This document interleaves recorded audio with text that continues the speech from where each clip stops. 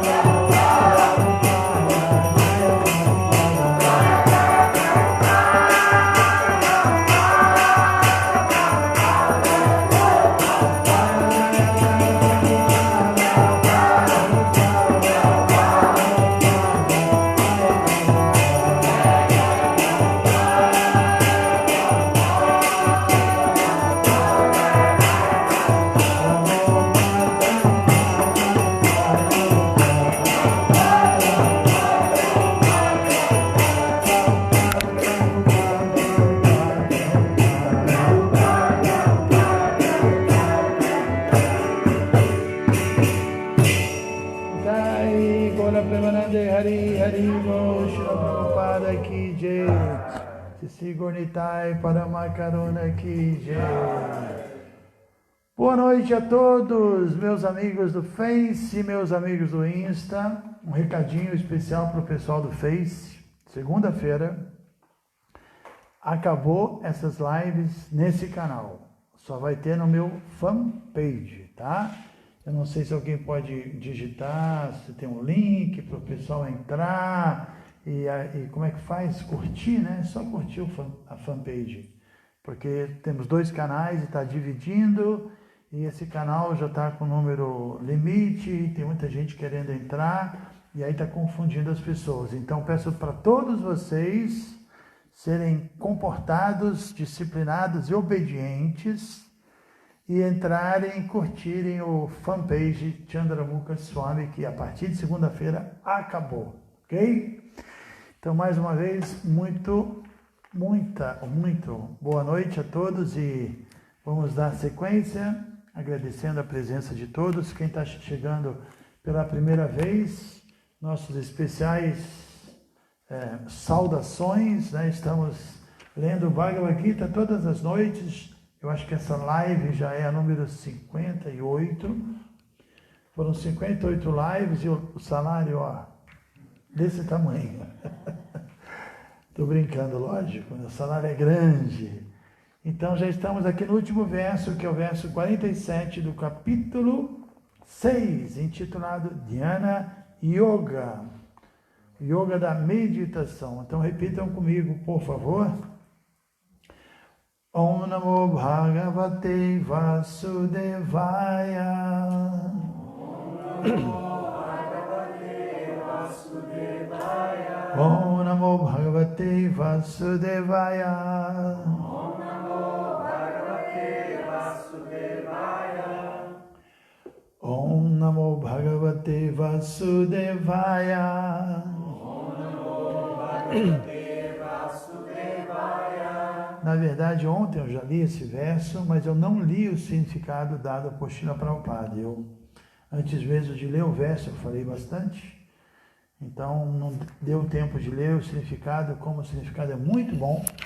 Aliás, geralmente os significados dos últimos versos de cada capítulo, parece que Prabhupada dá uma caprichada, são muito especiais, dá uma resumida, né? E esse não é diferente. Então, vai ser muito importante nós lermos completo hoje. O verso diz o seguinte: Yoginamapi sarvesham matgatena antaratmana Shraddhavam bhajate yoman same yuktatamo mataha. Yoginam dos yogis api também sarvesham todas as espécies de matgatena refugiando-se em mim.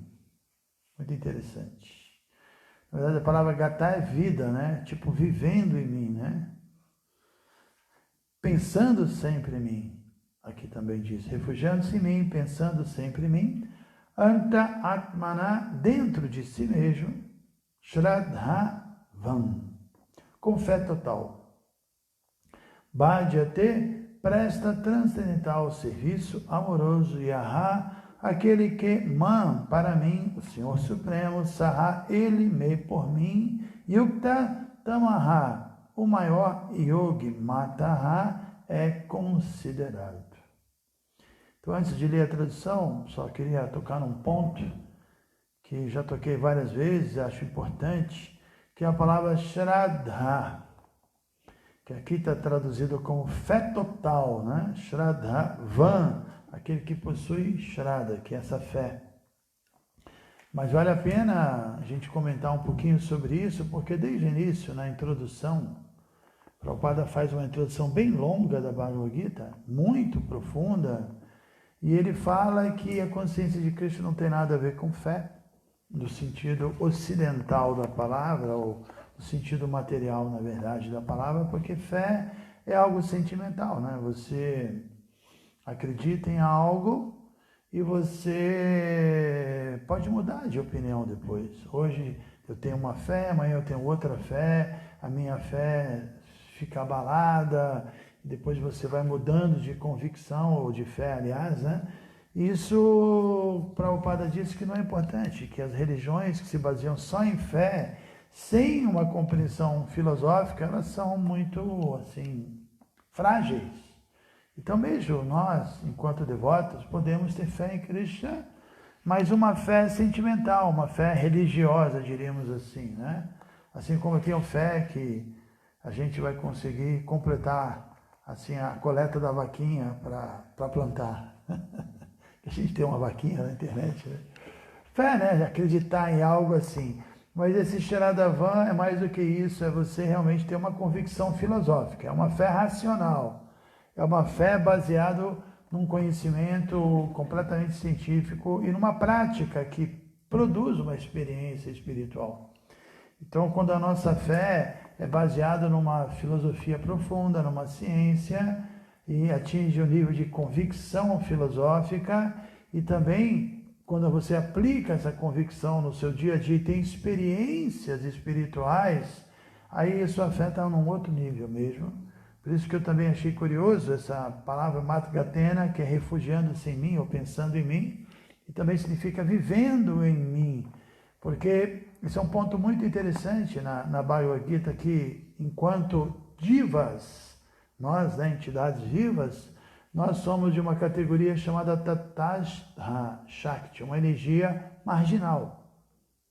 O que significa dizer? Significa que nós podemos estar ou sob o refúgio de Maya, da energia material, que é chamado um falso refúgio, Durashraya, um refúgio assim, falso, né? Ou podemos estar refugiados na Daivi, Prakriti, a energia espiritual, que é a grande, o Mahashraya, o grande abrigo.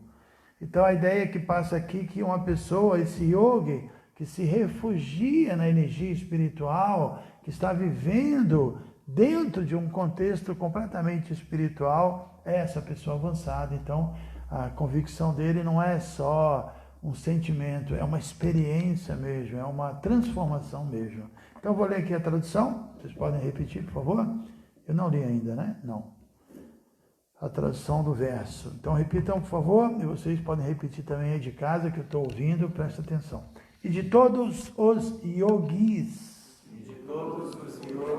aquele que tem muita fé, e sempre se refugia em mim, pensa em mim, dentro de si mesmo, e me presta serviço transcendental amoroso,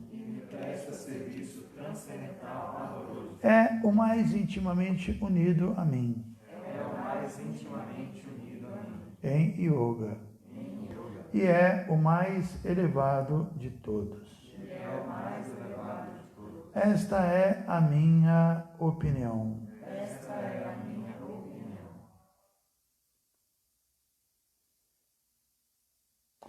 Significado dado por Srila Prabhupada.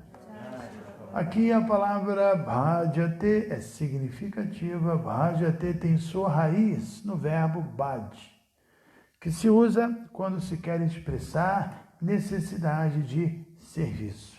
A palavra adoração não pode ser usada na mesma acepção de bhaj. Adoração quer dizer venerar ou mostrar respeito e honra a quem é digno.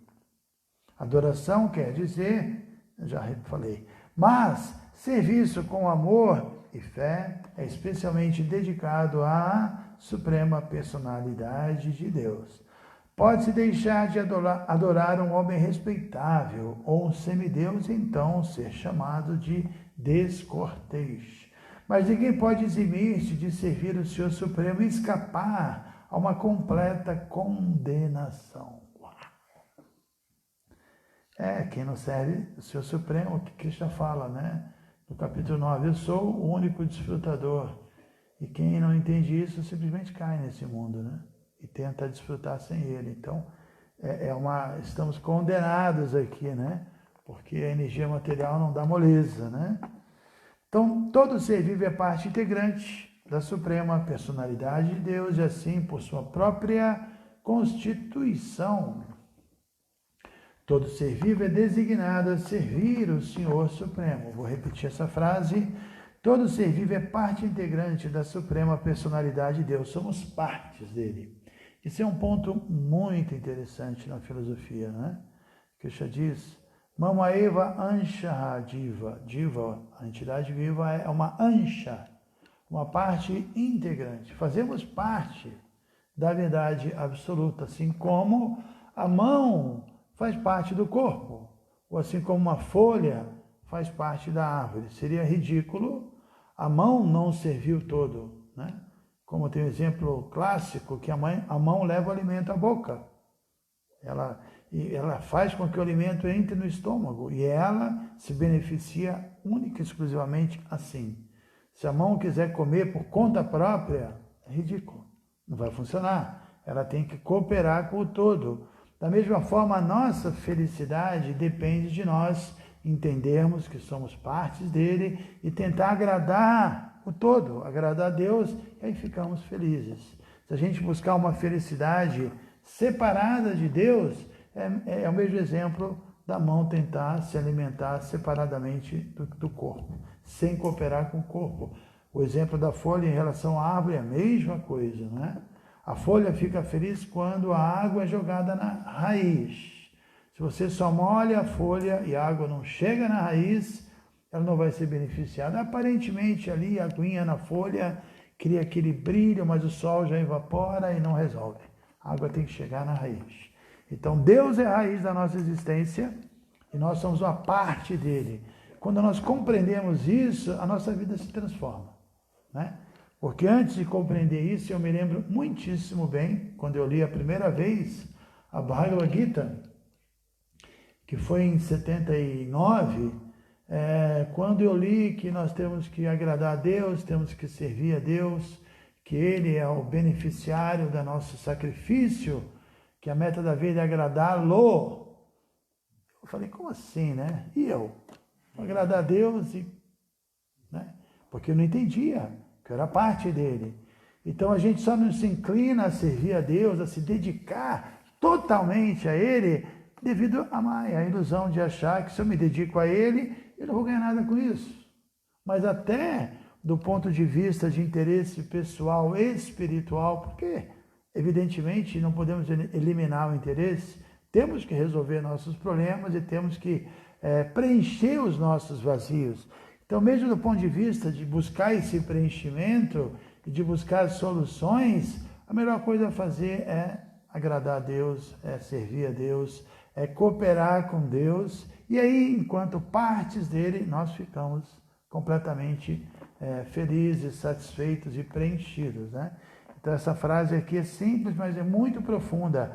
Todo ser vivo é parte integrante da suprema personalidade de Deus, e assim, por sua própria constituição, pela nossa própria natureza original, todo ser vivo é designado a servir o Senhor Supremo. Deixando de fazer isso, ele cai. O Bhagavatam, 11º canto, capítulo 5, verso 3, dá a seguinte confirmação disto. Yaesham Purusham Sakshat Atma Prabhavam Ishwaram Navajanti Avajananti Sthanat Brashta Patanti Adaha. Quem não prestar serviço e negligenciar seu dever para com o Senhor primordial, que é a fonte de todas as entidades vivas, de certo cairá de sua posição constitucional. Então, muitas vezes nos perguntam, né, por que a alma cai do mundo espiritual? A resposta está aqui. Negligenciou o seu dever de servir a Deus. Não quer mais servir a Deus. Então, tem que haver um mundo onde aparentemente Deus não está. Obviamente, Ele está em tudo. E mesmo aqui, você indiretamente está servindo a Deus, mas você está servindo o quê? A maia de Deus, a energia ilusória de Deus, mas você não deixa de estar sob o controle dele. Ou podemos estar sob o controle da energia material, como agora, só que dentro dessa condição, experimentamos as reações kármicas, somos influenciados pelos modos da natureza, nossos desejos nos limitam, nos condicionam, nos prendem, estamos sujeitos a nascimento, velhice, doença e morte, Há 3 espécies de misérias: misérias causadas pelo nosso próprio corpo, pelo nosso próprio eu, misérias causadas por outras entidades vivas, misérias causadas por fenômenos naturais. Então, é uma condição complexa, né? Ficar aqui nesse mundo material, mas é uma opção. Então, aparentemente Deus não está aqui, mas Ele está controlando tudo, só que são outras leis, são leis para quem realmente é insubordinado a Ele. Ou então, a opção ideal, que é a opção original, é permanecer no mundo espiritual, agradando, servindo a Deus e ficando feliz, porque Deus já está fazendo a parte dele de nos servir. A própria vida que Ele nos dá, né? E mesmo nesse mundo material, me lembro um dia desse, eu não me lembro quem foi, não sei, me mostraram na internet, viu, Govindão? Me mostraram assim um site, né, com assim fotos da coisa mais linda desse planetinha maravilhoso chamado Terra, lugares incríveis. Aí passava cada foto, cada lugar lindo, né? E foi mostrando para mim, depois terminou de passar as fotos, ele perguntou: "E o que você achou?" Eu falei: "Uau, né? Se a penitenciária é assim, imagina o mundo espiritual, né? Porque aqui é a penitenciária. E Deus é tão servo do devoto que Ele está dando tudo. Aqui é só penitenciária, né? Mesmo assim, Ele está nos suprindo como nada. Só que a gente fez uma bagunça tão grande na penitenciária que agora Ele está dando uma endireitada e deixa a gente preso mais ainda numa cela, pior ainda, confinado, isolado, para ver se a penitenciária se organiza e se recupera, né? Porque a gente está destruindo a própria penitenciária. Isso acaba sendo prejudicial para nós mesmos. Então, a ideia é essa, que nossa posição é de ver a Swarupa Hai Krishnera Nityadas, é um servo amoroso, né? E sempre quando a gente fala em servo, a gente tem que lembrar que servir e amar são sinônimos, porque senão o servir parece um fracasso. Nesse mundo é um fracasso, né? Nesse mundo todo mundo quer ser servido. Quem serve e não tem ninguém que o serve é um fracassado, né? E quem não tem que servir ninguém, e tem um monte de gente servindo ele, uau, essa pessoa é incrível, né? Mas na verdade não é assim, né? Quando você ama, você quer servir. É natural. Por que um casal tem filhos e cuida do filho, um cuida do outro, e a família se cuida? E mesmo Prabhupada fala, se você não tem um filho, você adota um cachorrinho, adota um gatinho para servir. A gente fica feliz. A gente tem aqui agora 3 cachorrinhos. Ontem eu comprei uma casinha para o novo cachorrinho, o Bacta, que é um vira-lata pretinho. E servi ele, né? Fui lá na cidade, comprei a casinha, e aí ele é pequenininho, né? E tá frio à noite, a gente fica preocupado, né? Quer que ele fique dentro da casinha, dá uma comidinha para ele. Então, servindo, a gente fica feliz. Da vida, né? Fora a gatinha, a Kripa também. Então, sem servir, né? Mesmo agora, nesse momento de isolamento, quem tem um bichinho para servir está muito mais bem, assim, resolve muito mais e tem mais facilidade de lidar com esse isolamento, que está com um bichinho, cachorrinho, e brinca, e, né? É um relacionamento, né? Tem até uma passagem, na Índia vocês sabem, os cachorros não são muito bem tratados, mas Prabhupada tinha uma outra visão, e uma vez ele estava dando um darshan, os devotos, assim, né? E o Prabhupada estava falando com os devotos, entrou um gato, né? Vocês sabem essa história aqui. Entrou um gato e Prabhupada parou assim o gato e começou a fazer carinho, né? Com o pé assim no gato, mas os devotos já partiram para cima para tirar o gato. E Prabhupada falou: não, né? Ele está querendo associação. Esse mundo é assim, todo mundo quer carinho, todo mundo quer associação, todo mundo quer amizade, todo mundo quer desfrutar disso, né? Então é o amor espiritual. Obviamente, nesse mundo, esse amor está um pouco influenciado por vários fatores, mas ainda assim é um amor, só que é um amor imperfeito, um amor egoísta, um amor assim ilusório, mas o sentimento está ali, né?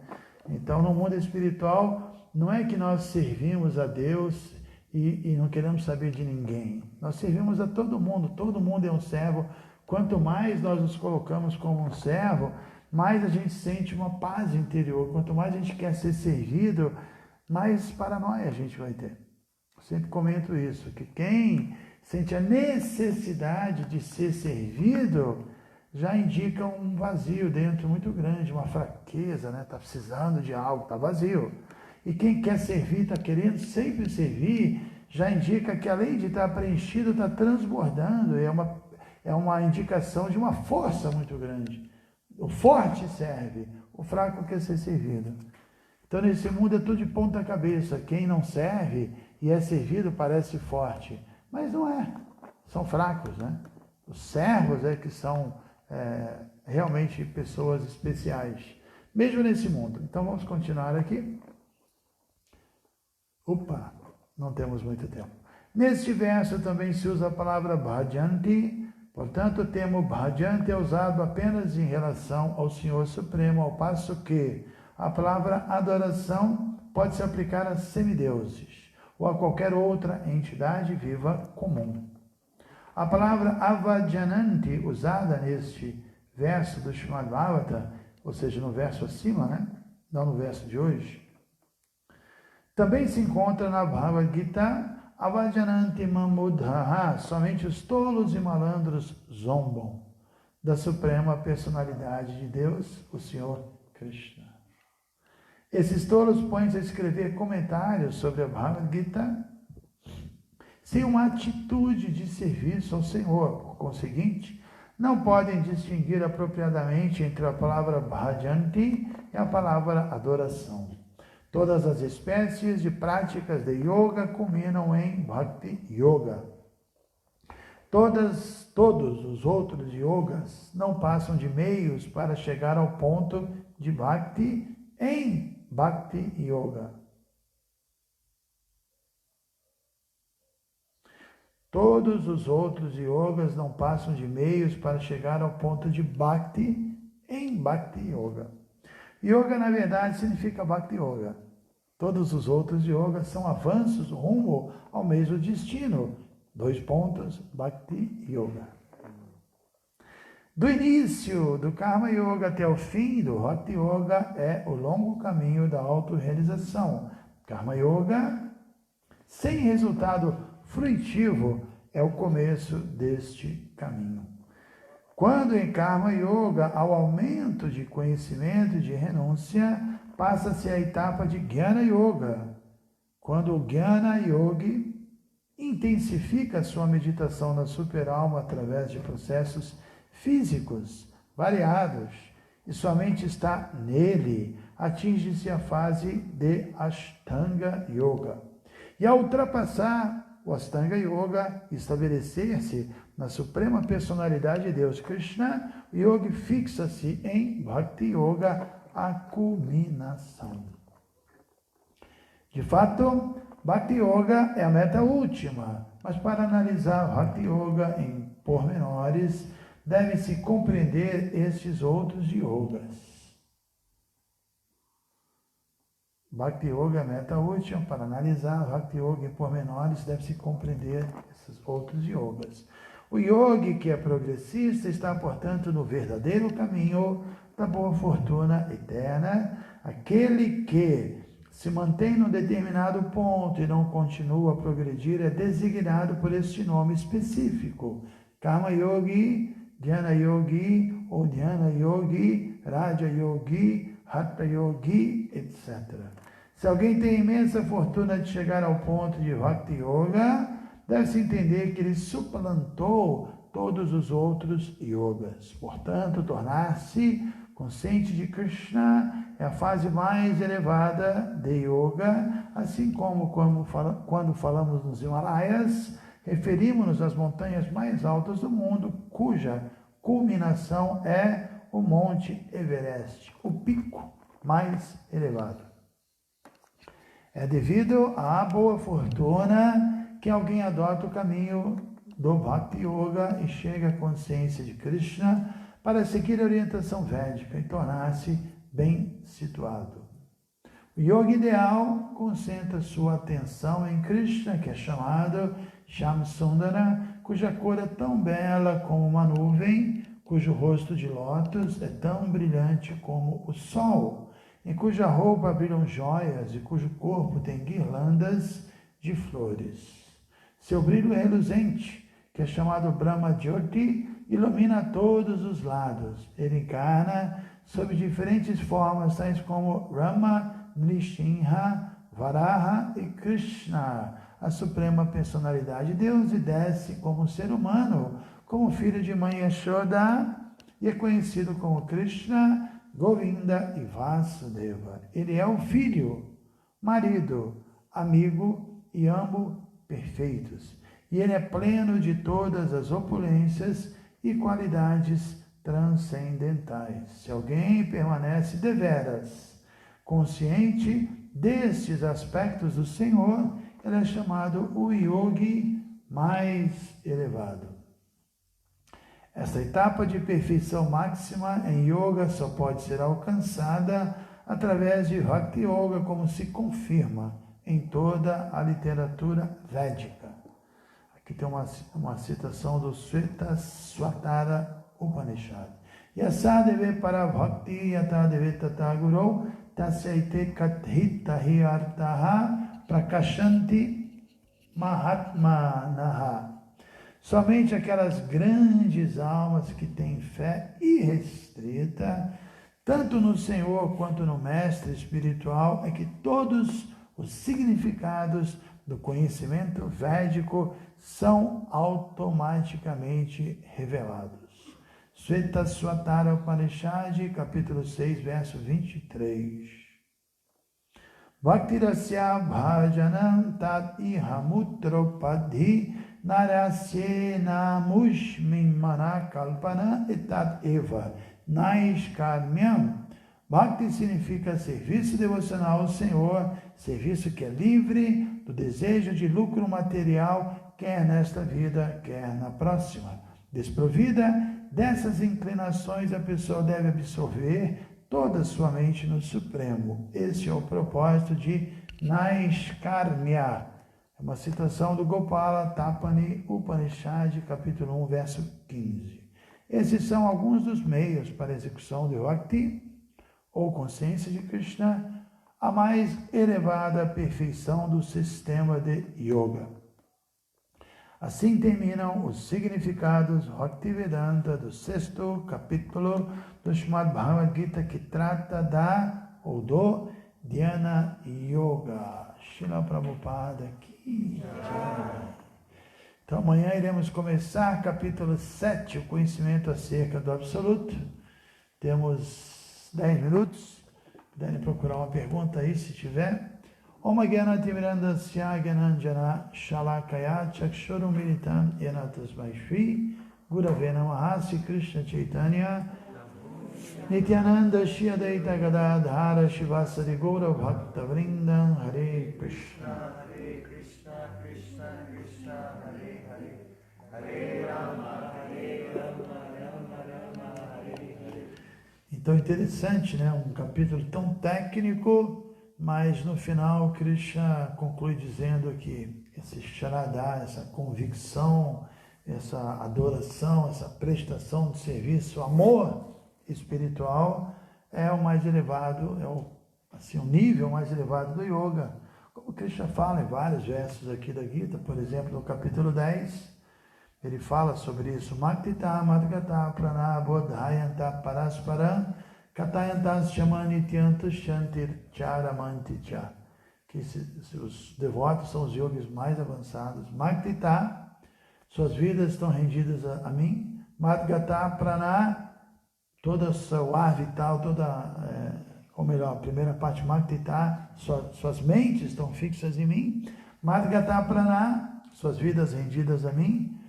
Maktita madgata bodhayanta parasparam, estão sempre falando sobre mim, ou seja, mente, corpo e palavras, né? Bodhayanta parasparam, sempre falando sobre mim. Katayantas chamanitya, iluminando o outro, sobre temas espirituais, e por isso tushanticha, estão sempre nutridos, satisfeitos Ramantitya, gozando de bem-aventurança. São os yogis mais elevados, Ramanti, que desfrutam do estágio mais elevado, que é essa bem-aventurança chamada Ramanti.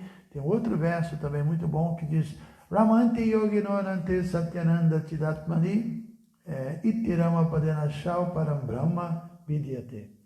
Que Ramanti yogino anante, que os yoginas, os yogis mais elevados, eles experimentam ananta, uma ilimitada rama felicidade. Ramanti yoginonante satyananda chidatmani, eles estão fixos na verdade absoluta, que é eterna, plena de conhecimento e bem-aventurança, e por isso, Padenashau, eles se dirigem à verdade absoluta como Itirama, como Rama, fonte de prazer. O yogi mais elevado vê Deus como fonte de prazer, de bem-aventurança, de êxtase, né? E essa é a posição que foi explicada aqui nesse capítulo, no final dele. Então é isso, temos uns minutinhos ainda. Escolheu uma pergunta boa?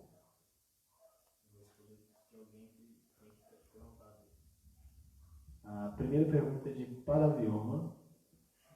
Onde Paravioma está? No Facebook. Jai Paravioma, reverências, glórias da Srila Prabhupada. Ele diz... Bom saber que você está aí. Quando você está, tem que caprichar nas aulas. Eu não posso, se eu soubesse, eu caprichava mais, viu, Paravioma? Ele diz, Shraddhavan, aquele que coloca todo o seu coração em Krishna, certo? Certo. Shraddha. E a palavra Shraddhavan, né, que é colocar o coração, também tem a ver com você estar sempre ouvindo, né? A mesma raiz de Shravana também.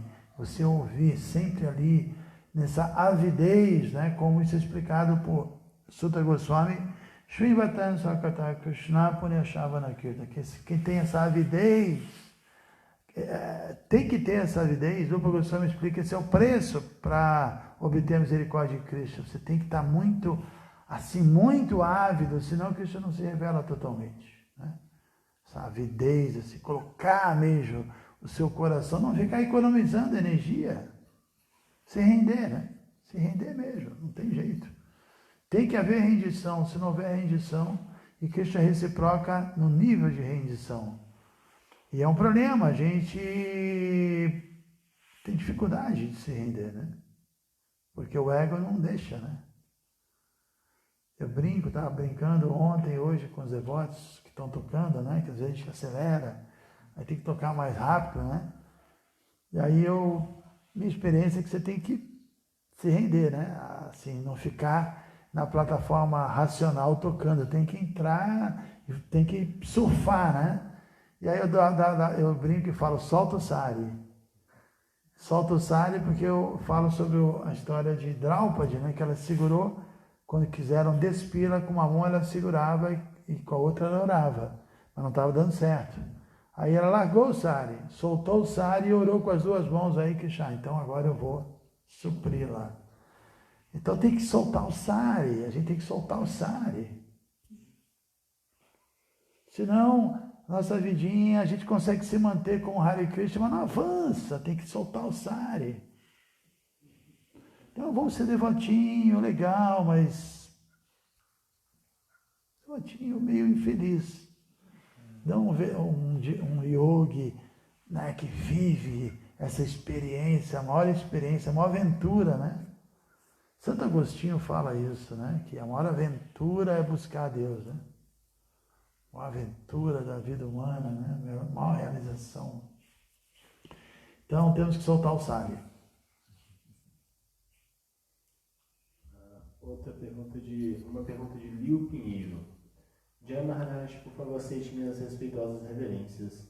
Uma dúvida. É possível que um yogi que acredita ter compreendido Bhajanti esteja, ao contrário, enredado em mera ilusão e não executando efetivamente Bhakti Yoga? Como fazer essa distinção?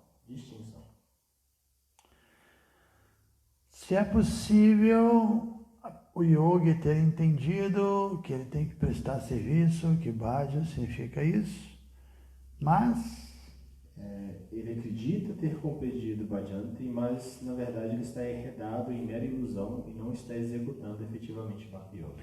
Com certeza, né? Entre entender e acreditar e depois viver isso plenamente, esse é o processo da rendição, que é um processo longo. A rendição começa você entendendo, né?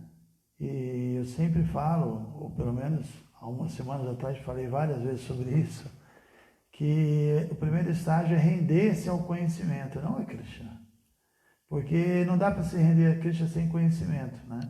Então a gente tem que se render ao estudo, para entender primeiro o que é rendição. Eu vou me render, mas o que é rendição? Isso eu não sei. Mas estou tentando me render, mas não sei o que é. Não, tem que se render primeiro a ideia de tentar entender o que é, né? E depois, mesmo compreendendo, a gente tem dificuldade. Nós temos as nossas amarras, não tem jeito. Temos as amarras, temos os apegos, e é uma batalha de Kurukshetra que dura 18 capítulos. Cada capítulo é uma vida, 5 vidas, 10 vidas, não sei. Mas não é assim da noite para o dia. Então, primeiro, entendo, né? Se eu posso agora estar dando uma palestra que todo mundo está gostando, até eu estou gostando, porque o que eu estou falando é o que o Prabhupada fala, mas não significa que eu tenho uma realização completa disso, que eu estou entregue, estou tentando, né? Estou no processo, né? E primeiro você entende, você ouve sobre isso, aquilo faz total sentido, você fala sobre isso, primeiro Shravana, né? Você absorve, depois Kirtan, você fala para os outros e fala para você mesmo o tempo todo, e depois você começa a refletir como é que é isso na prática, né? Que é o terceiro estágio. Shravana, Kirtan, Smarana, é pensar, é refletir. E depois você vai conseguir Padaseva, realmente, efetivamente, se entregar, né? Então é completamente natural. Não tem outro jeito. Não dá para entender agora. Não, entendi. Mas quando você entende que somos servos e temos que servir, mas se você entende isso baseado nos ensinamentos de Prabhupada, você vai entender também que você tem um monte de inimigo dentro de você que não vão deixar você servir, que Maya vai te atacar e que você vai começar uma batalha. E Prabhupada fala, é uma declaração de guerra contra a energia ilusória. Então, é guerra. Não é, Govindão? Não é fácil. Não é fácil. Adorar a Krishna. Mesmo Shraddha, que o Paravyoma colocou, significa colocar o coração, né? Segundo Rupa Goswami, no caminho espiritual, é o primeiro item. Primeiro item, Ador Shraddha, colocar o coração. Mas colocar o coração, ponto? Não. Vamos entender o que é colocar o coração. Você vai tentar colocar o coração e o coração sai, ele volta para a vida material, que o coração está preso em outras coisas, e você bota o coração e o coração. Dá até fazer como chama, paródia, aquela do bate-coração, oi, tum, tum, tum, né? A gente faz uma brincadeira, o coração, você bota, ele vai. Você não consegue botar, ficou. Você bota o coração sai, você bota de novo, ele sai, porque ainda está pegado a coisa dos sentidos. Tive uma experiência incrível na minha vida material e teve um momento legal, porque o karma foi bom, eu tinha dinheiro, tinha pessoas do meu lado, né? Você fica, né? Aí de repente está sofrendo, aí está tudo difícil, aí eu boto o coração. Aí de repente começa a ter uma dificuldade na vida espiritual, Maya dá um sorriso, você tira o coração.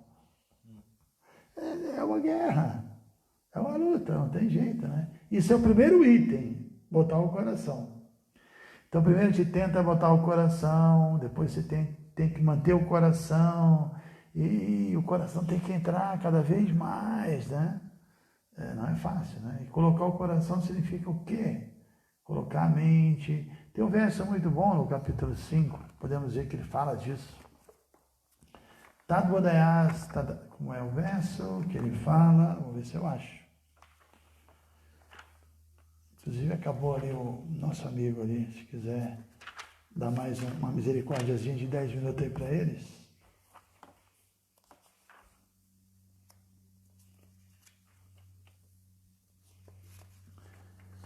É o verso 17. Ok, de volta ao Instagram. Mais ou menos, que já fala de botar o coração. Não fala, não usa essas palavras, mas eu lembrei. Tat budayas tadatmanas tanishtas tatparayanahaga chanti apunaravriti gyananirdhuta kalmashihi. Kalmashaha. Quando a inteligência, a mente, a fé e o refúgio, Govindão. Presta atenção, 4 coisas. Quando a inteligência, a mente, a fé e o refúgio de alguém estão todos fixos no Supremo, então, através do conhecimento pleno, ele purifica-se por completo dos receios. E desse modo prossegue resoluto no caminho da liberação. Pô, Bhagavad Gita é demais, né? Vamos combinar, né? Bhagavad Gita é demais, né? É o verso 17 do capítulo 5. Verso maravilhoso, né? Que quase nunca se fala, né? E tem tudo a ver com essa ideia de Shraddha, de colocar o coração, né? 4 coisas. Tad Budhayas, que é a inteligência, né? Atmanas, a mente. Nishta, que aqui é colocado como fé. E Parayana, refúgio. Então a gente pode ficar horas tentando entender o que é colocar a inteligência, o que é colocar a mente. Temos que entender a função, né, de cada uma dessas ferramentas, o que é colocar a nossa fé, a nossa convicção e também o refúgio em Krishna. E aí, através disso, podemos obter conhecimento pleno. E aí, com conhecimento pleno, nos livramos dos receios. E aí, desse modo, o coração realmente ficou lá. E prosseguimos resolutamente no caminho. Uau! Bhagavad Gita é o máximo. Temos que, nossa vida tem que ser dedicada a estudar esse livro. Não tem outra coisa a fazer. Qualquer outra coisa é só aplicar e estudar isso aí. O resto é resto mesmo. Não é isso, Paravyoma? Olha, se vocês estão gostando, eu quero ver muito coraçãozinho subindo aí. Quero ver hashtag Vivendo e Aprendendo com Prabhupada, hashtag Fica com Krishna e hashtag Quarentena Transcendental. Já estamos no final, então vocês têm que digitar. E quero lembrar vocês, mais uma vez, especialmente o pessoal do Face, que segunda-feira, hoje é o quê? Quarta? Então temos quinta, sexta, sábado e domingo, 4 dias ainda que eu vou continuar fazendo as lives nesse canal. Depois ele vai desaparecer, só vai existir no fanpage, na fanpage. Tá? Então todo mundo tem que migrar para lá, por favor. Temos mais alguma pergunta? Temos mais uns 5 minutinhos aí. Próxima pergunta é de Chandra Neves, no Facebook. Ele diz, se a alma no mundo... Bhakti Chandra Neves, lá de Belém do Pará. Ela também toca um violãozinho, também canta. Se a alma no mundo espiritual está em sua forma plena e original, livre de impurezas e contaminações, por que então cai? Por que sente inveja de Krishna, se inveja é considerado um sentimento inferior? É uma pergunta que todo mundo faz e a gente tenta responder, mas parece que a resposta nunca satisfaz, né? Porque a gente tem essa compreensão de, pô, somos plenos, está tudo muito bem lá, e por que eu não fico lá, né? Está tudo tão bem, não tem falta nada. Eu acho que esse é exatamente o ponto-chave da diferença entre nós e Krishna. Porque a entidade viva pode ficar iludida e não reconhecer essa experiência plena que ela tem. E Krishna nunca vai cair nessa ilusão, porque a própria ilusão é uma energia dele. Então, é isso que Prabhupada explica, que nós, embora sejamos uma potência espiritual de Krishna, Satchitananda, tal qual ele, nós também somos propensos a tentar sorte no mundo material, faz parte. Porque senão, se a gente parar para analisar, não teria livre-arbítrio, né? A alma, ela existe eternamente no mundo espiritual. Aí se ela não tem essa possibilidade, Então, o que significa que todas as almas não teriam livre-arbítrio, porque aí são escravos eternos de Deus ali, amorosos, aí não ia ter graça, porque você não sabe se existe amor quando não existe a possibilidade de não amar. Se não existe outra opção, o amor não se torna algo tão incrível assim, né? O amor é incrível porque ele é um plus, é uma coisa extra que você pode manifestar ou não, né? Senão não teria condições. Eu acho que quanto mais a gente entende, que não é fácil, mas quanto mais a gente entende o significado de amor, mais a gente vai entender isso, né? Cristo quer intercâmbios amorosos. E se não tiver uma outra opção, mas a gente não tem um mundo material, aí a pergunta vai ser, poxa, a gente vai ter que ficar no mundo espiritual aqui, não estamos mais afim, não tem outra opção, vamos ter que ficar aqui de má vontade no mundo espiritual? Ou se você não tem livre-arbítrio, você não tem nem você nem existe, né? Porque livre-arbítrio significa que você é um ser individual e para isso você tem que fazer escolhas. Se você não tem a oportunidade de fazer escolhas, você, entendeu? Tá na categoria de seguir o instinto, como os animais fazem, não tem escolha, né? E, inclusive o animal é assim, às vezes até os donos tratam super mal e o animal continua ali fiel, ali feliz, né? Mas não é uma relação de um nível, né? O dono explora e o animal continua ali fiel a ele porque tem interesse, depende dele para comer, é uma coisa estranha, né? Então não é o nosso caso é livre-arbítrio e o livre-arbítrio implica em a gente manifestar essa relação espontaneamente, né? É difícil, eu entendo que é um tema difícil, mas Prabhupada explicou dessa maneira, então a gente aceita dessa maneira. Ok? Tem mais alguma boa aí?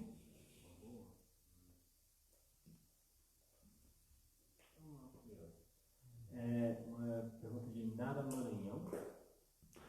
Nara Vara, senhora Nara, do Rio de Janeiro, minha amiga, ela está onde? Jainara, espero que você esteja bem nessa quarentena. Se cuida aí, hein? Nós estamos no grupo de risco, hein? Ela diz, por que é dito que é devido... Mas não pode ter medo, viu? Eu acho que o medo é o grande paranoia, né? Não, Govinda? Quem está com medo é pego pelo Covid, né? Porque hoje falávamos sobre isso, que o medo é que empodera o vírus. Você tem muito medo dele, parece que você atrai ele e você cai a sua imunidade, né? O medo. Então, não que a gente vai ser irresponsável, mas vamos confiar em Cristo. Prabhupada fala, ele fala que você não pode aumentar um segundo da sua vida, nem diminuir, está tudo escrito. Ah, mas por acaso, hoje eu fui ali, esqueci de levar máscara, peguei, e aí toda a minha vida mudou. Não é assim. Mas não é por isso como ser responsável, evidentemente, mas não é assim. Faz a pergunta, Danara. Ela pergunta, por que é dito que é devido à boa fortuna que alguém adota o caminho de Bhakti Yoga? Uau! Seria uma fortuna? Por que é devido à boa fortuna? Porque imagine, não é uma boa fortuna você ter acesso a tudo isso, né? Que Prabhupada nos deu, o fato dele ter vindo, ele trouxe essa fortuna, né? Ele trouxe essa riqueza espiritual. Não existe nada mais. Chaitanya fala disso, né? Kona Bhagavan é fortuna. A diva, Kona, pode ser afortunada quando ela entra em contato com o devoto. É uma boa fortuna. Agora, se ela vai fazer uso dela, aí é livre-arbítrio também, né? Mas é uma boa fortuna entrar em contato. Chaitanya também dá um exemplo para Sanatana Goswami. Ele fala que a alma está nesse mundo, nascendo e morrendo incontáveis vezes. Ele compara com uma tora de madeira que está rolando o rio abaixo e de repente calha na margem. Você entra, conhece um devoto, aí, pum, peraí, calma. Para, vamos conversar. Krishna, Bhagavad Gita, Mahamantra, Prasada. Aí você para com a loucura, para de encalha, né? Aí é encalhado no bom sentido, né? Temos que ser encalhados, né? Temos que encalhar. É boa fortuna. Ok, pessoal, muito obrigado. Eu vou mostrar Gonitai da Udarshan para vocês. Antes eu vou mostrar os Hare Krishnas, que estão morrendo de sono aqui. Que quando eu falo eu me animo. Eu também estava com sono, mas o pessoal fica ouvindo, né? Ah, não, vou fechar aqui. Vou fazer aqui diferente.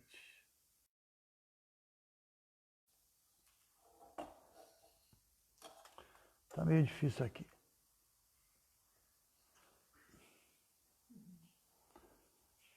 Você vê, o pessoal não está dando nem um tchauzinho, o pessoal está desanimado. Nem um sorriso, não. Tem que pedir para eles, senão eles não dão. Cadê você? Acho que é aqui. Ó. Mais um Haribo aí para a turma do Instagram. Ó, a Júnior é mais animada aí na turma.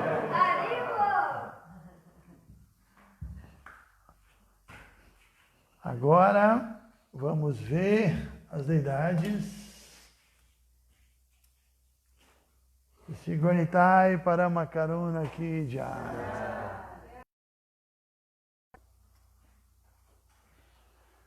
Pessoal, até amanhã então. Muitíssimo obrigado. Uma boa noite a todos. E não se esqueçam, agora é um bom momento. A gente vai acabar a live. Dá um pulinho lá no fanpage, na minha fanpage. Curte, é só isso, né? Vai lá e curte, aí vocês já estão lá e começa a assistir por lá, tá bom?